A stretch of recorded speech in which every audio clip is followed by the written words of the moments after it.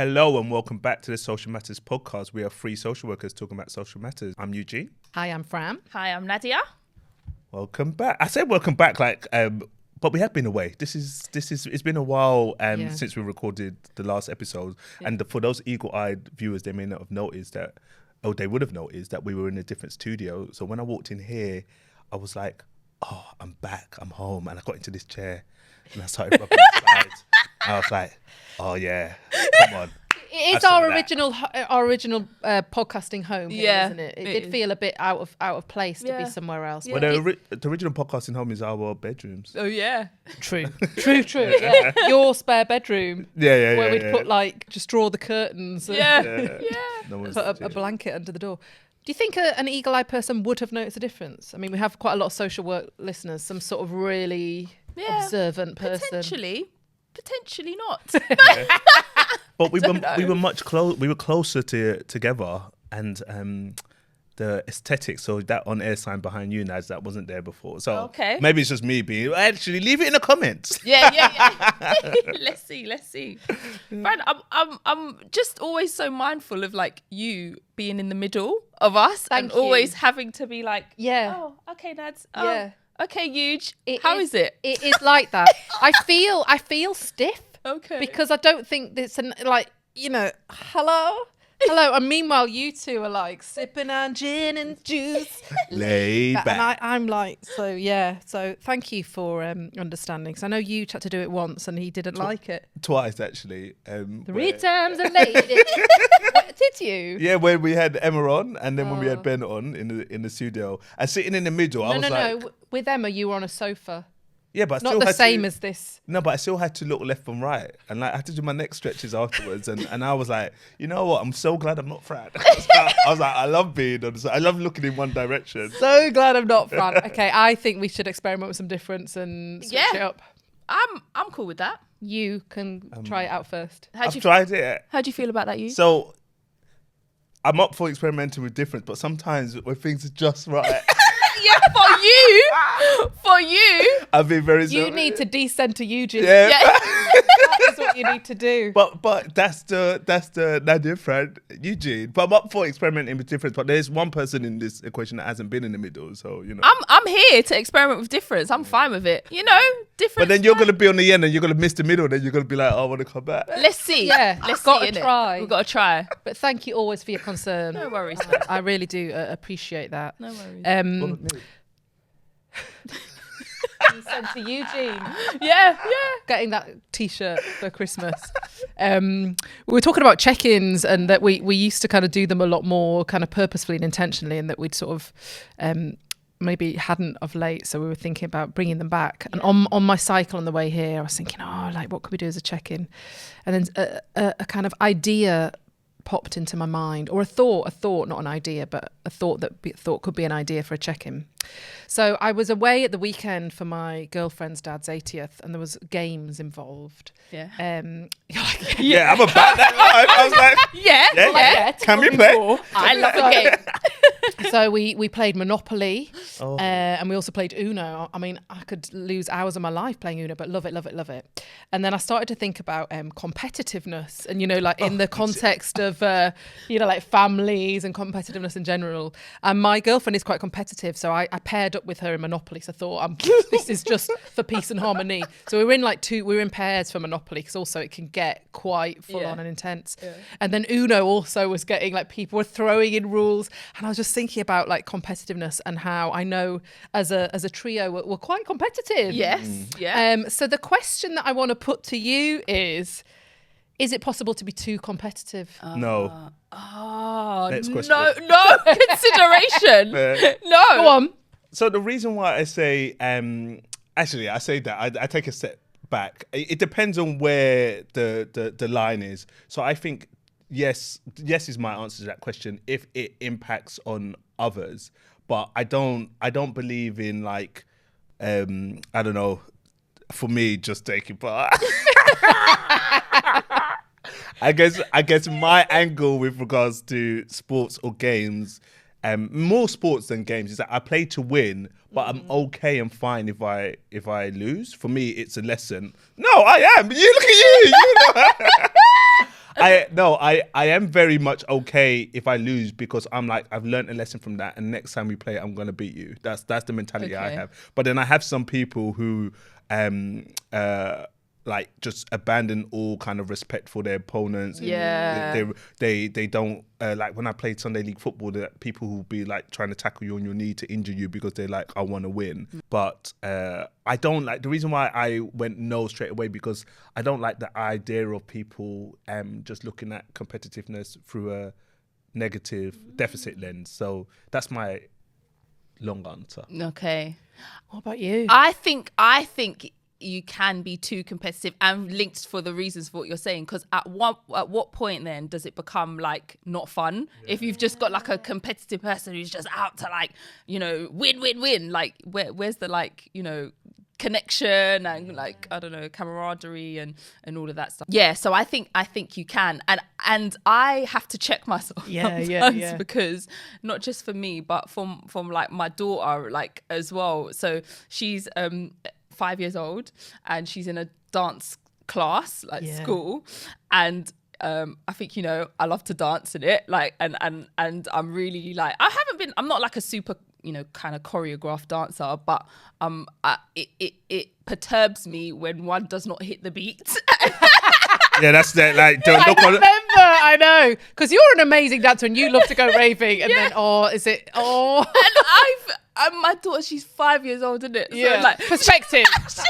Like, chill out, Dad. Yeah, chill out, Dad. Like, you know, and actually she's the youngest in the whole class. Yeah. Like, she's just like, you know, trying to work out how to, you know, maneuver and, you know, commandeer her body. So like she's not quite hitting the beat. Like, it's okay, innit? Yeah. But my instinct is to be like, what are you doing? But I can't be, you know, too harsh. So how do you manage when we go out and then you're standing next to me and I'm dancing then? Bro? Is that why you keep saying that you have to go get a drink? Yeah. Is that why I was like, why is Naz getting a drink so much? I was like, where is she, man? I'm like, we were like shocking out to the tune. And I was like, why is she? And I'm doing all of this. And I was like, I'm moving away. Like, oh, okay, now that makes sense.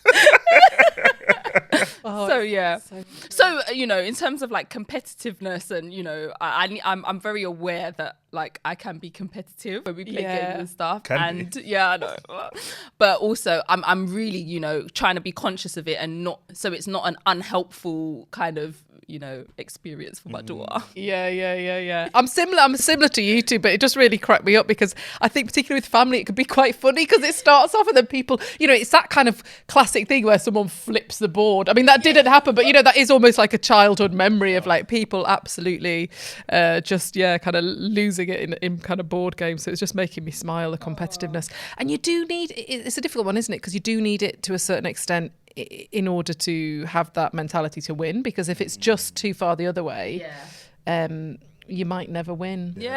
But I don't know, like, is that all right as well?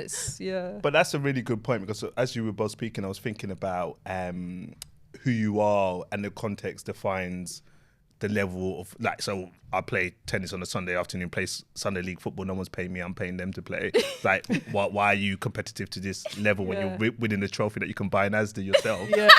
Whereas I think for the pro footballers, pro athletes, pro musicians or actors or whatever, when you're in a very, very, very competitive environment from like growing up, I'm thinking about football from youth level to professional level, like they all have that mentality, like they are sore losers, they'll do anything to win. They have to be uber competitive to the point where other people, regular people, will get annoyed. And if they weren't like that, then they won't be able to consistently be at the top. So when competitiveness is the key kind of ingredient for your profession, then I think it will be different. You won't care about having fun. Having fun is secondary, whereas winning is the most important thing, I think, for them. I'm not an elite sports person. I don't know why not, but that's what I would imagine. You've just reminded me with your daughter and that like level of like having to check yourself. I must have told you this story. I was younger. I think I was about 3,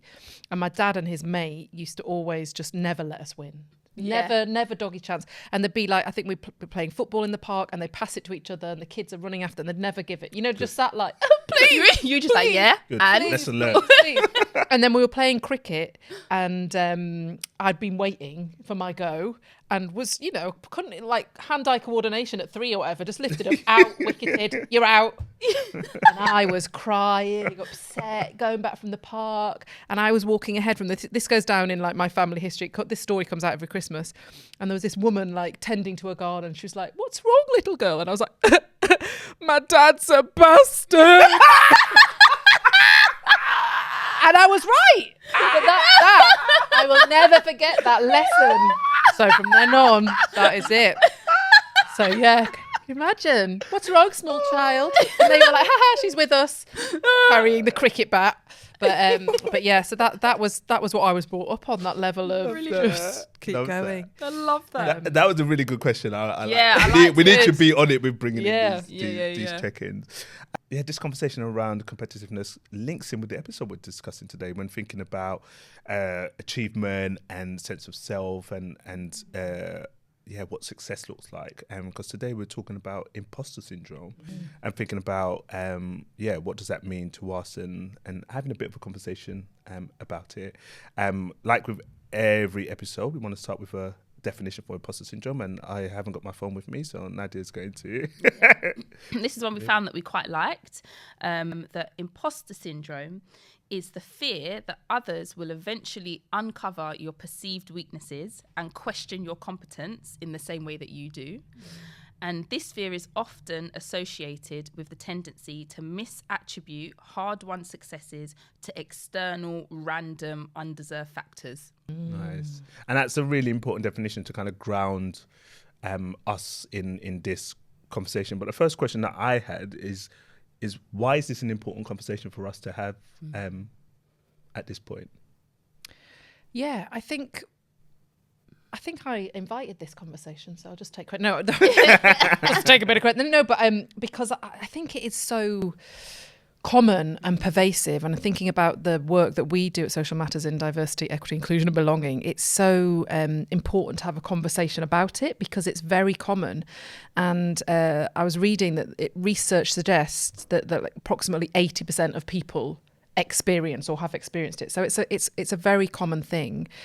But the reason it's important to have this conversation and to discuss is because of the potential negative impacts. It can impact how you engage at work. It can impact whether you choose to go for a job, your experience in the workplace, and ultimately lead to, I guess, burnout, anxiety, other kind of mental health difficulties. So it's really, really important to kind of have the conversation to unpack it, what it is, what it means, how it shows up because of its significant impact, often negatively as well. I think it's really important to have this conversation because if we think about imposter syndrome like systemically, I think that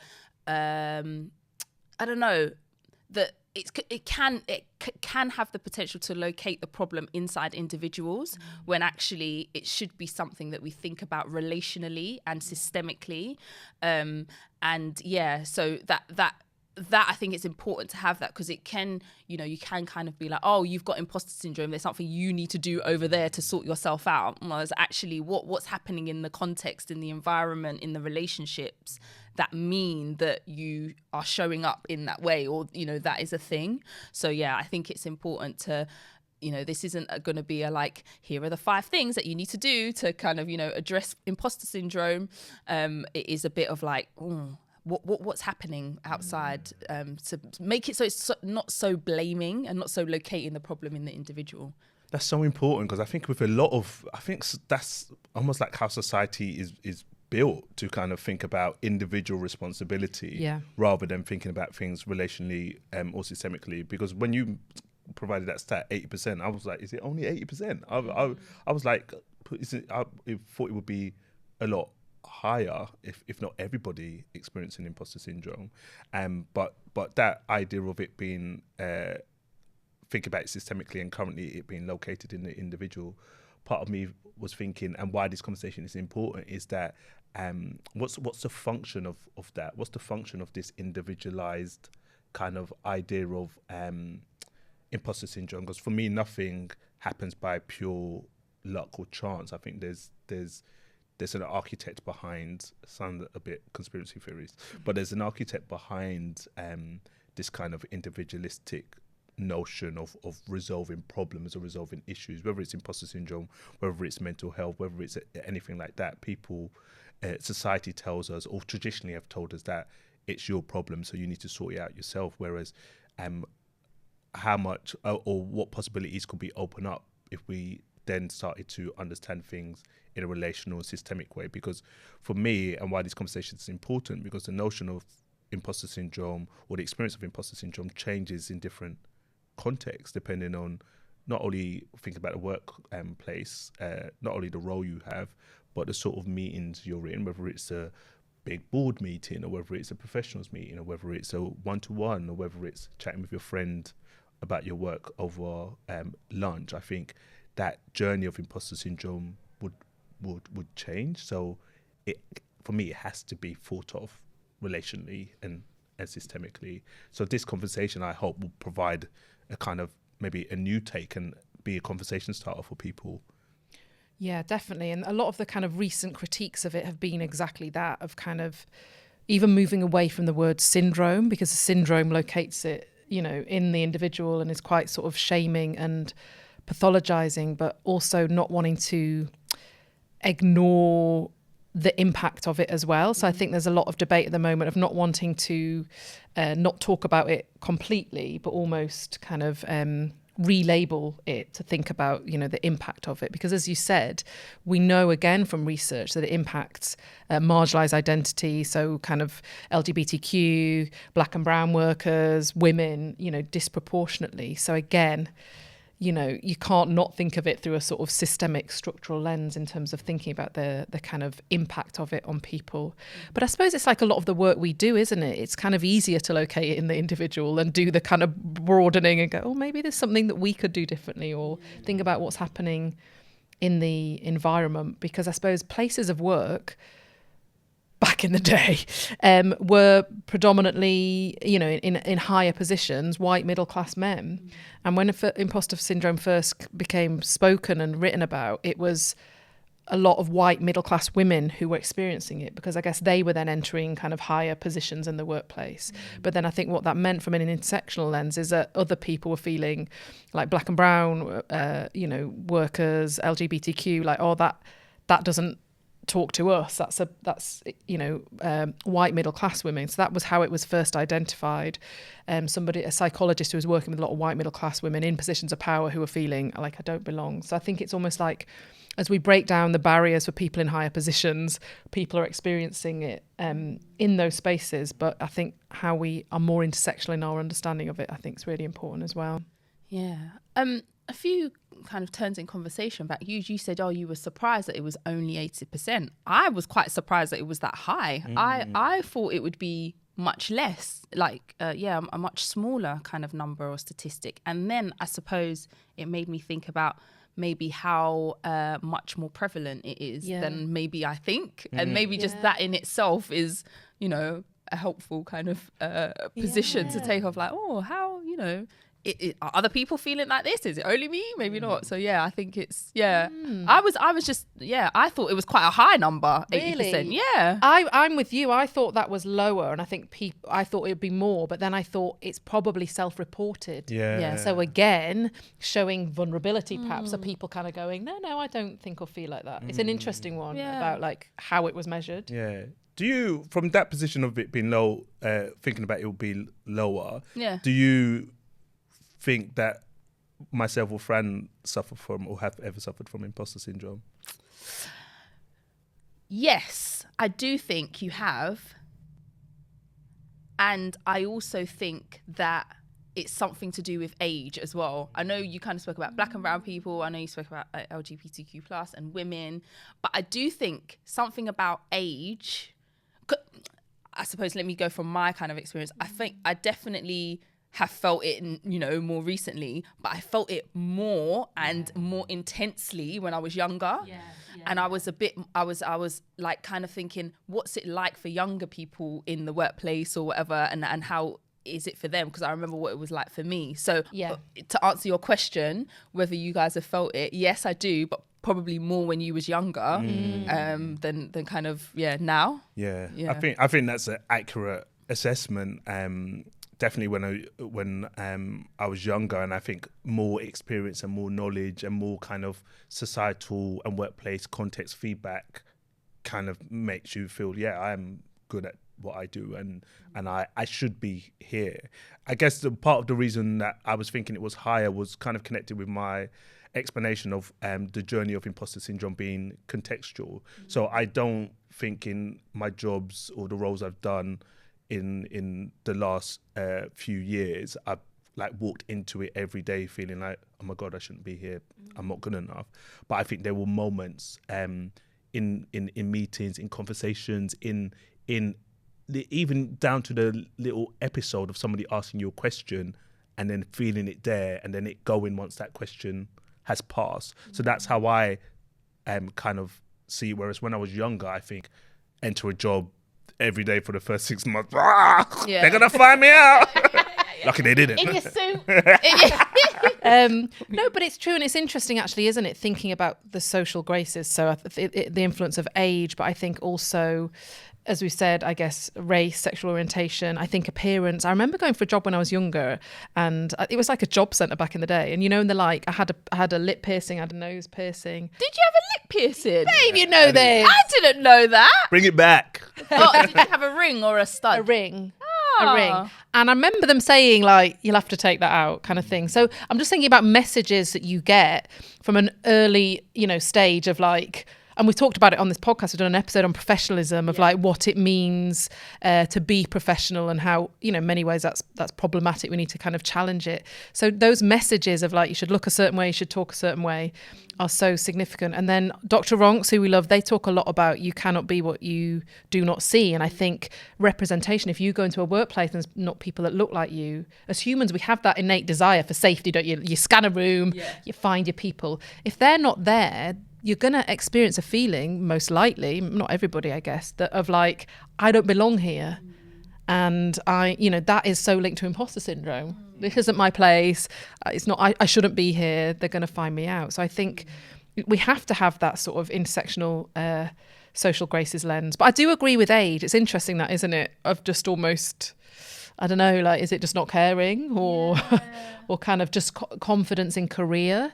Being able to be more one's authentic self. As in the older you are. Yeah. Because we're both were really agreeing, like over time, we're just like, Yeah, maybe it is as well. But I suppose the kind of like build up of maybe like small confirmations that actually you're doing this thing right. You've made that right decision. Maybe you're getting promoted. That's another kind of thing. So that kind of comes, all of that builds up maybe as a way of kind of like lessening the feeling of imposter syndrome. But then what's it like when you change context and then you go and somewhere else and are doing something else? And I would say most likely it would kind of change that size or whatever, or presence of imposter syndrome showing up again, because it's uncertain and you're not an expert in the space, maybe in a way that you were in a different kind of context. So that's what I'd say. And we're kind of talking about it already, but I'll ask the question anyway, is what causes imposter syndrome for you, or what has caused imposter syndrome for you in the past, and how's it impacted you in the workplace and work context? Yeah, do you know what, it's I think what causes it, you kind of spoke to it of like, who's around, how do you kind of feel as though you belong and that you have your people. But something I think that kind of causes it for me, I suppose, growing up, I wouldn't kind of describe myself as being super confident. Like inside, I don't feel like, oh, I'm so confident I'm able to do things, but that's not how I'm experienced. People will be like, oh my days, Nadia, like you're not confident. I'm like, no, I'm really not. So I think that there's something about the stories that we tell ourselves, and where those stories have come from, is something that kind of causes it. Like how do we kind of check out, whether the story that we're telling ourselves is what is being experienced by other people.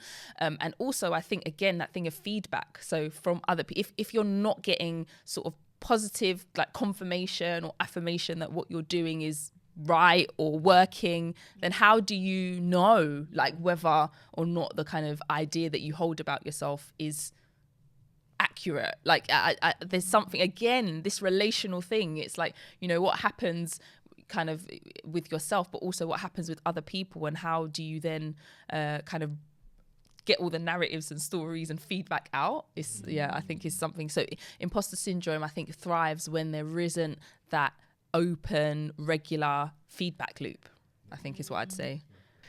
Similar to you, I think, in terms of that feedback loop, but I think mine is probably like a build-up of messages of, you know, don't, you know, take your piercings out. I have had people in clothes, as a social worker, comment on my clothes. So when you get overt messages of how you dress, how you look, not maybe therefore feeling like you can bring your whole self to work, maybe, you know, experiencing homophobia, so you kind of have hidden aspects of your identity. And my whole self probably just being a bit of a loud Yorkshire woman, and all of those things, I think that impacts me, where people have maybe made a comment, quite discriminatory often, but, you know, it's kind of banter or whatever, that actually, I think that's been a bit of mine, that chipping away of like trying to find your space of how you can just be yourself, and, you know, you might be a bit crass or whatever, but I think it's been that, which I suppose is linked to that professionalism. So a message of thinking, oh, I'm not quite that. So like, how do I fit into academia, or a narrow view of academia in different jobs? So yeah, I think it's been my own perception of a particular role, and how I've maybe not been the kind of stereotypical person for maybe that particular role, I think. Yeah, I love both of your answers. I was just listening and doing that click, click, click, click, because it was all resonating with me, that idea of not getting the right sort of feedback, but also maybe getting negative feedback as well. And when you were making that point, Fran, around the stories you're told, and it took me back to secondary school. And I don't know if you had it in your school. I imagine. I wonder whether it was the case for you with regards to being black and hair. And there was a rule in our school that you can't have your hair, as black people, you can't, they never said it explicitly, but your hair had to be shaved to a number 1, or I can't remember what it was, which meant that black boys couldn't have any long hair, couldn't have any kind of, you know, in the 90s you had night ticks and stuff like that, couldn't have any sort of design, couldn't have any fade, it was just like buzz cut. And as an adult, thinking about, okay, how did that impact my sense of self and my identity, the expression of my race, ethnicity and culture, the expression of my true identity. And also what you said, Fran, about experiencing homophobia, I think how we experience discrimination based on aspects of our identity, not only in an overt way, but in a systemic way, in a structural way. And I can't remember if I told you this story, I think I have, but me and my siblings, like, one time we were in the garden, some of us, at my mum's house, and we were laughing at the advice the careers advisor gave us, because we're all doing relatively well for ourselves and in good careers. And they said to one of my brothers, don't bother going to college, just start getting a job now and work your way up. When he wanted to go to college, wanted to go to university, they said I should be a librarian and look to work my way up in Sorry, a library where you got to be quiet? Yeah, exactly, me. But I was really shy as a kid.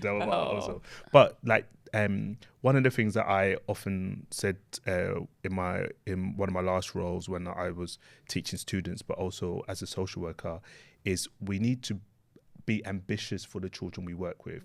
It's not okay to just make sure that they're okay. We need to be ambitious for them. We need them to want to be the best version of themselves.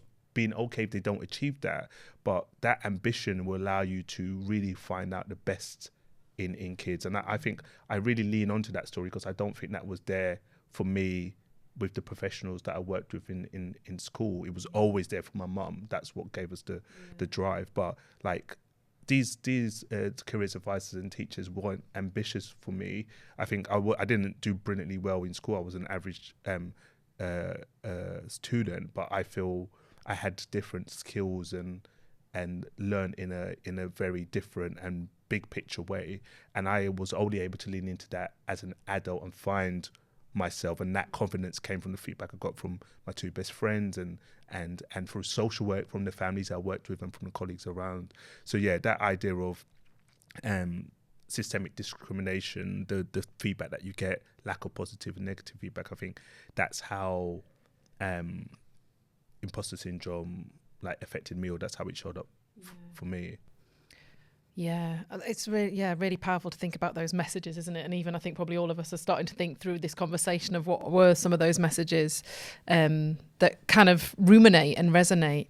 But I was thinking as you were speaking, Yuge, also about the relationship between imposter syndrome and psychological safety, because again we talk a lot about that, and being able to feel that you can make mistakes and you won't be kind of name shamed and kind of reprimanded. And actually I'm wondering how much they are related, but I think if you were experiencing imposter syndrome but you could go to your manager, your team, and maybe share that vulnerability, how much that might kind of quash imposter syndrome, as opposed to if you're having that and then you don't feel like you can because you feel you'll be judged or you might lose your job. Does that just feed the beast that is imposter syndrome in some ways? And that thing of like, somehow I'm going to be discovered that I'm not meant to be here. How quickly, like you say, that might be able to be quashed if you get into a conversation, but you can't, share that, deep dark secret with somebody you don't feel safe with, or somebody that you don't, kind of trust. So that's such a good point. Is something that contributes to imposter syndrome the lack of psychological safety in an organization? Maybe. And it made me chuckle in my head because I'm thinking about imposter syndrome as a bit of in a physical format, like a little orange square that's floating above your head that no one can see. And when you're in a work context, 80% of people have that over their head, but no one can see it. So everybody is like playing this game of like, okay, I don't want anyone to know that I'm nervous or whatever. And then the person you're talking to is likely to be in that same position. So it kind of goes back to the point you made at the beginning, that's around understanding it systemically and relationally. Like imagine we lived in a context or in a work context where people felt psychologically safe, where we were more open with the fact that 80% of us are experiencing imposter syndrome. What level, how would that kind of alleviate some of the pressures or feelings for people? Then that can allow them to be more their authentic self, feel like they belong, and then really lean into their work in a positive way. And it kind of leads me on to the kind of final question around advice. So 2 questions in relation to advice. So thinking about our conversation about imposter syndrome, what advice would you give to your younger selves? And then also, what advice would you give to people trying to navigate imposter syndrome in the work context? I think about when some of the sort of like revelatory moments for me happen in terms of, is that how you see me? Or is that how I'm, is that how you experience me? There's something about engaging in conversations or actively seeking feedback that I think I would have advise my younger self to start sooner. Like, I think that's something that I would say. I think the other thing as well is therapy or like kind of spaces like coaching, really good kind of spaces, like spaces that can be created where you're able to be reflective about yourself, have questions posed to you that challenge, like I was saying before, those narratives and ideas that you might hold. So I'd say get into therapy from young, and also like invite conversations that give you feedback from young as well. I think that's something that I've only just kind of started doing more recently that could have, I could have had a bit more kind of juice from before, you know? Yeah, that's what I'd say.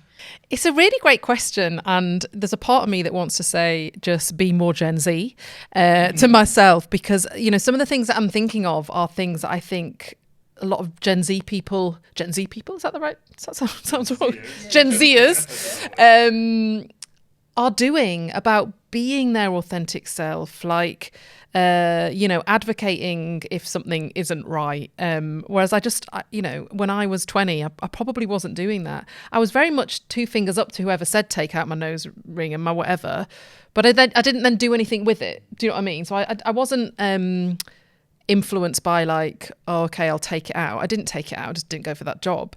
So I had that kind of attitude that I might still have a little bit today, but I didn't do anything with it. And maybe I did internalize a bit of it, of kind of, so it would be to kind of, I suppose, as we said, a reassuring thing is that it's very common, but I guess the main message from today has been that actually, it's broader than oneself, and to not kind of internalize it as your own thing. And if you are in a work context, and again, I think this is what we're seeing a lot more of, people bringing themselves, but also what they need. So, thinking relationally with your line manager, who you are and what you bring and what you need from them in that space. And that does require vulnerability. And I think the Gen Zers are doing that a lot better than our generation, to be able to say to the manager, this is what I need, this is what I'm bringing, this isn't working for me. So it would be to be able to kind of probably get my needs met through that way, through having those conversations more. Yeah, I love that. And be more Gen Z. Yeah. I guess the point, I agree with both your points. I would definitely advocate for those. But I think what I would add is... not feeling you need to eliminate those feelings of imposter syndrome. I very much would like people to kind of hold on to the stat of the 80%. It may even be more. And this advice I'll give to people, but also the advice that I would give to myself, younger self, is don't feel like you need to eliminate imposter syndrome. Find ways of reducing it. Find ways of letting it be there, but not necessarily impacting. But that, again, taking it away, like you're saying, from individual responsibility and demanding it, like demanding or requesting it from the people around you, and being open to asking those questions. It's like, from managers and people around you, it's like, okay, I'm experiencing or have experienced imposter syndrome in this role. Have you ever experienced it? How did you learn to reduce it? And this is advice to people maybe at all levels, and for the people at the high levels who are experiencing and have a lot of responsibility in managing people. I think being able to share your stories of how you navigated imposter syndrome, like we have, because I hope when people listen, they're kind of thinking, oh, I've been there, and things like that. So I think when you're in the work context and you have responsibility to line manage and support people, then creating a culture where it's okay to share these stories about how you've experienced it, how you navigated it, what you would have done differently, what advice you would give to your younger self. And it really, really links in thinking about our work in diversity, equity, inclusion, belonging, with that notion of belonging. Like, this work is more than just having diverse faces. Or belonging connects with how you can be your authentic self, how you can take the level of pressure and stress away from people to help them feel like they belong, because the data shows that if people feel that sense of belonging, then they thrive in their work, and the organization or the company will do better. Yeah. So there's a real strength in talking openly about imposter syndrome and helping people feel like they can be their authentic self in the workplace. Thank you, team. This is I've really enjoyed this conversation. It's like I've enjoyed it personally. I'm really love the chat and love the stories. And thank you everyone for listening. We have been 3 social workers talking about social matters. You can find us on all social media at Matters Podcast. We're also available on YouTube. Check out our website and the work we do in the diversity, equity, inclusion and belonging space at www.socialmatters.org.uk. And please continue these conversations, and we'll see you next time. Bye. Bye. Bye.